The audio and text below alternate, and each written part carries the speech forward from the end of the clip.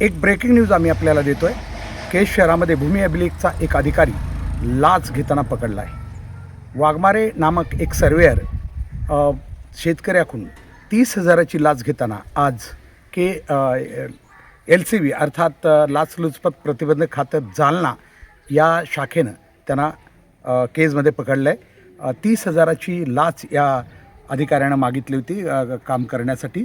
Surveyor म्हणून असलेला वाघमारे नामक अधिकाऱ्याने विष्णू घवाणे बोरगाव केज तालुक्यातील बोरगाव आणि प्रमोद घवाणे यांच्याकडून ही 30,000ची लाच घेताना या अधिकाऱ्याला या ठिकाणी पकडण्यात आलेलं आहे। खरं तर केजमध्ये सगळेच कार्यालय भ्रष्टाचारानं बरबटलेत, परंतु शेतकरी पुढे येत नाहीत किंवा सामान्य नागरिक ज्यांची कामं आहेत ते पुढे येत नाहीत। त्याच्यामुळं हा भ्रष्टाचार दिवसेंदिवस वाढत चाललेला आहे। पण अभिनंदन करूया या घवाणे परिवारातील या दोघा व्यक्तींचं, ज्यांनी धाडसानं पुढे येऊन या अधिकाऱ्याला लाचलुचपत प्रतिबंधक खात्याच्या जाळ्यात अडकवलं आहे।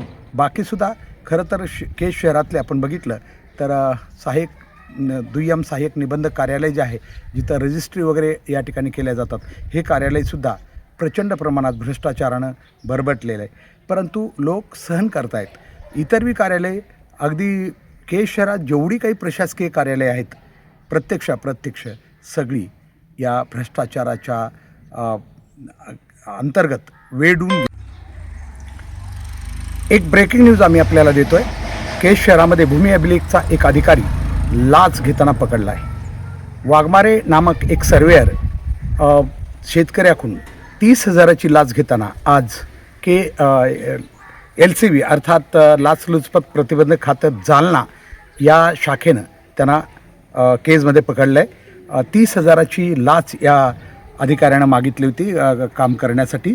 सर्वेअर म्हणून असलेला वाघमारे नामक अधिकाऱ्याने विष्णू घवाणे बोरगाव केज तालुक्यातील बोरगाव आणि प्रमोद घवाणे यांच्याकडून ही 30,000ची लाच घेताना या अधिकाऱ्याला या ठिकाणी पकडण्यात आलेलं आहे। खरं तर केजमध्ये सगळेच कार्यालय भ्रष्टाचारानं बरबटलेत, परंतु शेतकरी पुढे येत नाहीत किंवा सामान्य नागरिक ज्यांची कामं आहेत ते पुढे येत नाहीत। त्याच्यामुळं हा भ्रष्टाचार दिवसेंदिवस वाढत चाललेला आहे। पण अभिनंदन करूया या घवाणे परिवारातील या दोघा व्यक्तींचं, ज्यांनी धाडसानं पुढे येऊन या अधिकाऱ्याला लाचलुचपत प्रतिबंधक खात्याच्या जाळ्यात अडकवलं आहे। बाकीसुद्धा खरं तर केज शहरातले आपण बघितलं तर दुय्यम सहाय्यक निबंधक कार्यालय जे आहे, जिथं रजिस्ट्री वगैरे या ठिकाणी केल्या जातात, हे कार्यालयसुद्धा प्रचंड प्रमाणात भ्रष्टाचारानं बरबटलेलं आहे, परंतु लोक सहन करत आहेत। इतर कार्यालय अगदी केज शहरात जेवढी काही प्रशासकीय कार्यालय आहेत, प्रत्यक्ष सगळी या भ्रष्टाचाराच्या अंतर्गत वेढून गेलेली आहे, परंतु या शेतकऱ्यानं केलेले धाडस नक्कीच या ठिकाणी कौतुकास्पद आहे। केलेले धाडस नक्कीच या ठिकाणी कौतुकास्पद आहे।